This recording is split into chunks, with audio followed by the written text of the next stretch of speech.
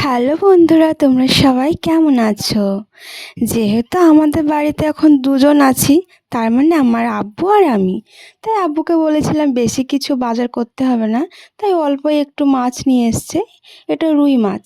রুই মাছ দেখছি এটা ডিমও আছে। তাই ভাবলাম এইটুকু মাছ তাহলে কি করব। তাই ভাবলাম যে ডিমটা আলাদা করে একটা অন্য তরকারি বানাবো, আর এই মাছটাকে ভালো করে ধুয়ে বেছে আমি ওটাকে ঝোল বানাবো। তো খুব ভালো করে আমি মাছটাকে বেছে নিলাম। দেখো বন্ধুরা, কত সুন্দর লাগছে মাছটা বাছার পরে। তারপরে এখানে আমার 4টে পিস হয়েছে, 2টো চাকা 2টো পেটি। এবার খুব ভালো করে নুন হলুদ মাখিয়ে নিলাম। নুন হলুদ মাখানো হয়ে গেলে তারপরে আমি এটা গরম তেলে ভেজে নেব। তো দেখো বন্ধুরা, আমার মাখানো তো প্রায় হয়ে আসছে। এবার কড়াইতে খাঁটি সর্ষের তেল দিয়ে দিয়েছি।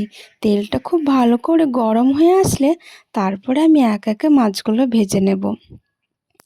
যেহেতু বাড়িতে একদমই লোক নেই, সেজন্য রান্না করতেও ইচ্ছা করছে না গাইস, কিন্তু কি করব, খেতে তো হবে। তো যাই হোক, তারপরে মাছটা ভাজা হয়ে গেলে তুলে নিয়েছি। দেন তারপরে কড়াইতে সর্ষের তেল, পেঁয়াজ কুচি, আদা রসুন বাটা, জিরে ধনে, নুন হলুদ সব কিছু দিয়ে খুব ভালো করে মশলাটা কষিয়ে নিলাম। দেন মশলাটা কষানো হয়ে গেলে তারপরে পরিমাণ মতো জল দিয়ে দেব। তারপরে একটু জিরে গুঁড়ো দিয়ে দিলাম। আমি জিরে গুঁড়োটা সবসময় লাস্টেই দিই, কারণ প্রথম দিকে জিরে গুঁড়ো দিলে না তেতো হয়ে যায়। তারপরে মাছটা ঝোলটা ফুটে আসলে মাছটা দিয়ে খুব ভালো করে ফুটিয়ে নিলাম।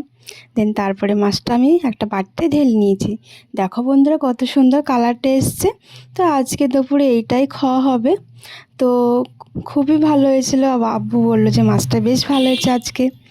তো আমার এই ভিডিও দেখতে তোমাদের কাদের কাদের পছন্দ হয়েছে সেটা আমাকে অবশ্যই কমেন্ট করে বলো। আর রুই মাছ খেতে কাদের ভালো লাগে বলো তো, সেটাও আমাকে কমেন্ট করে বলবে। তো দেখো বন্ধুরা, মাছটা প্রায় হয়ে এসছে। আর আজকে দুপুরে তোমরা কী দিয়ে খেয়েছো সেটা কিন্তু অবশ্যই কমেন্ট করে জানাবে। সে যাই হোক, আজকে আমি দুপুরে খেতে থাকি। তো আজকের মতো টাটা।